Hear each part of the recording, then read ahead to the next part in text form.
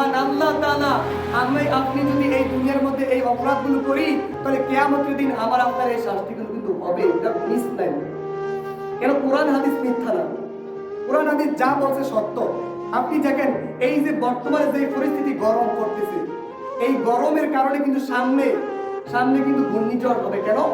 যত গরম বেশি পড়বে তত সাগরের মধ্যে ঘূর্ণিঝড় তৈরি হবে, আরো বড় আযাব আসতে কিন্তু সামনে। এটা কিন্তু আমাদের হাতের কামাই।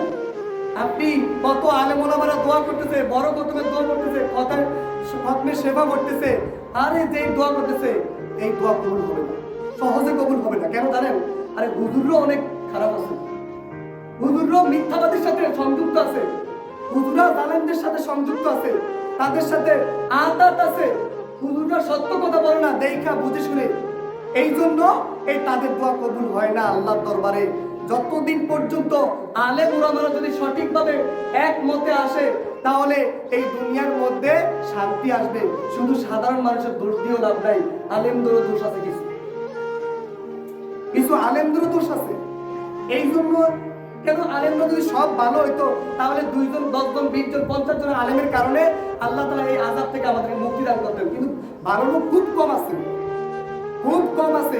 এই দুনিয়া থেকে আল্লাহ ইচ্ছা করে যখন ইচ্ছা তখন নিপাত করে দিতে পারেন। শুধু আরো কিছু ভালো লোক আছে এই দুনিয়াতে, এই জন্য আল্লাহ টিকে রেখেছেন।